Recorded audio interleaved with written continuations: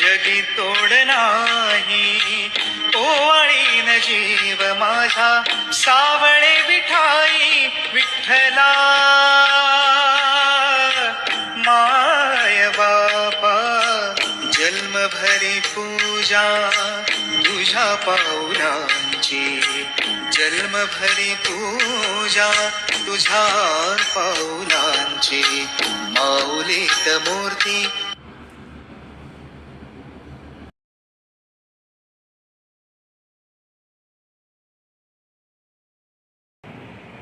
नमस्कार, मी सौ निर्मला शिंगेकर. आज आपणास शेवग्याच्या पानाची भाजीची रेसिपी सादर करीत आहे.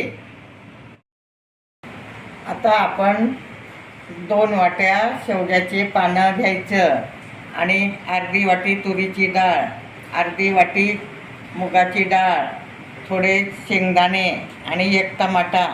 प्रथम आपण तूर डाळ आणि मूग डाळ धुवून घेणे. स्वच्छ पाण्यात धुतल्यामुळे वरचं पावडर ते निघून जातं. आता आपण ते स्वच्छ धुवत आहोत. आणि आता पाला पण 2 वाट्या पाला घेणे. आता ह्या वाटीनं आपण 2 वाट्या पाला घेत आहोत. जास्त जरी घेतलं तरी चालेल, एवढा पाला घेणे. स्वच्छ धुवून घेणे. मग नंतर बारीक चिरून घेणे.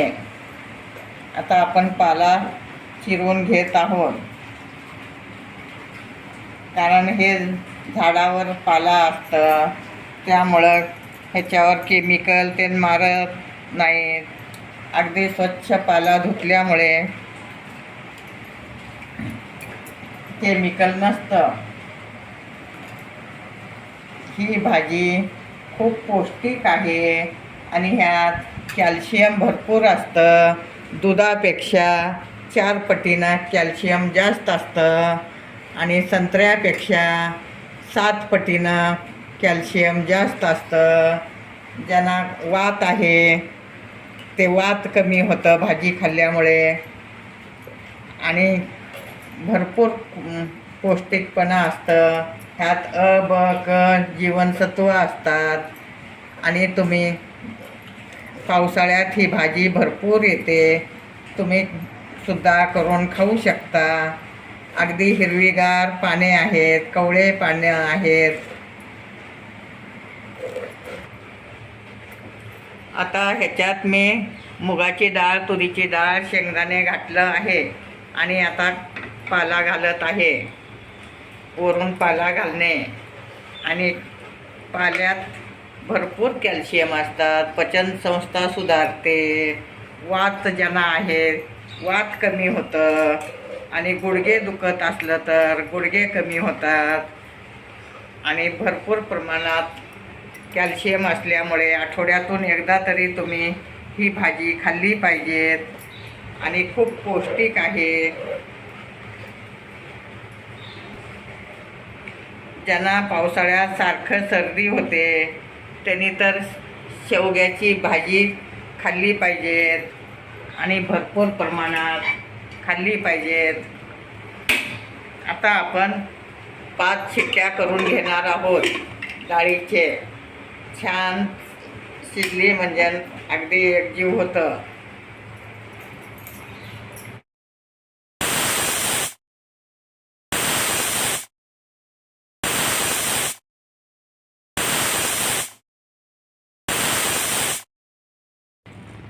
आता आपली डाळ शिजली आहे. आता डाळ घटून घेणे. तोपर्यंत तेल तापत ठेवणे.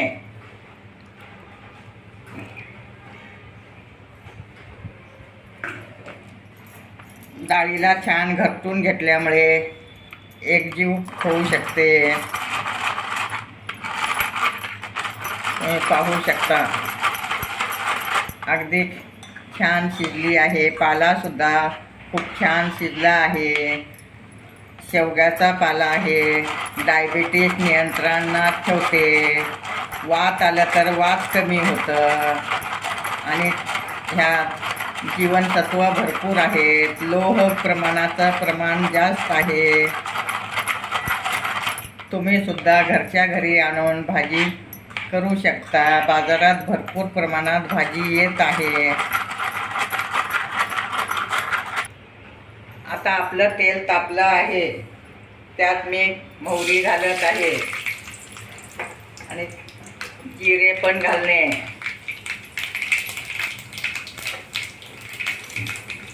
अगदी मोहरी आणि जिरे छान तडतडायला लागलं की त्यात थोडंसं कांदा घालणे. आता मी कांदा घालत आहे. तुम्ही पाहू शकता लाल कलर आला आहे जिऱ्याला. कांदा सुद्धा छान परतून घेणे.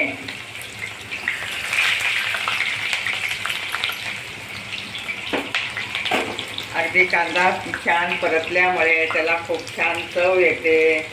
आणि शेवग्याच्या पानामुळं गुडघे दुखत असलं तर गुडघे कमी होतात आणि भरपूर प्रमाणात रोगप्रतिकार शक्ती असते त्यात. आता आपण टमाटा घालत आहोत.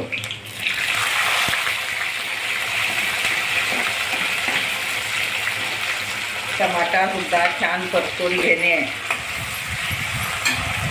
त्यातच आपण हळद घालणे.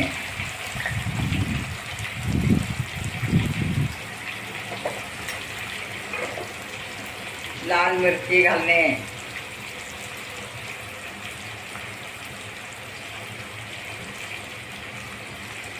आणि मीठ घालणे.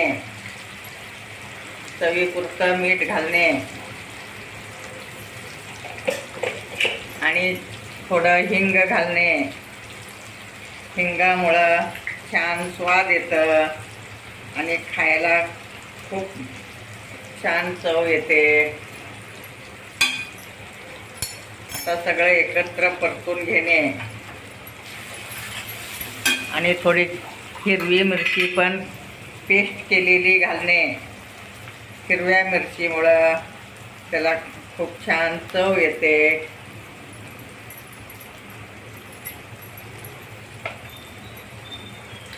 आता आपण सगळं एकत्र परतून घेत आहोत. टमाटा विरघळेपर्यंत परतून घेणे. तुम्ही पाहू शकता टमाटा सुद्धा विरघळला आहे. त्यातच मी कोथिंबीर घालत आहे. बारीक चिरून कोथिंबीर घालणे. तुम्ही दूध पिण्यापेक्षा ही भाजी करून खाल्लं तरी खूप पौष्टिक भाजी आहे. आयुर्वेदात त्याचे खूप महत्त्व सांगितले आहेत. आता पावसाळ्यात बऱ्याच लोकांना वात येतं. मग हे भाजी खाल्ल्यामुळे वात येत नाही. आता आपलं टमाटा छान परतून झाला आहे. अगदी व्यवस्थित परतून झाला आहे. आता आपण शिजवलेली डाळ, शेवग्याचं पाला सगळं त्यात घालणे. हाडे मजबूत होतात. शेवग्याच्या पानामुळे एकदम हाडे सुद्धा मजबूत होतात. आता तुम्ही पाहू शकता भाजीला कलर सुद्धा खूप छान आला आहे. थोडं पातळ पाहिजे असलं पातळ करू शकता. घट्ट पाहिजे असलं घट्ट करू शकता.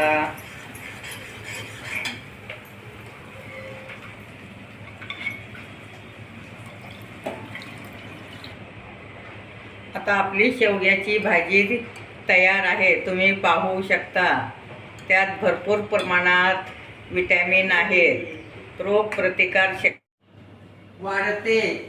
माझे व्हिडिओ लाईक शेअर सबस्क्राईब करा आणि तुम्ही सुद्धा शेवग्याच्या पानाची भाजी करून खावा.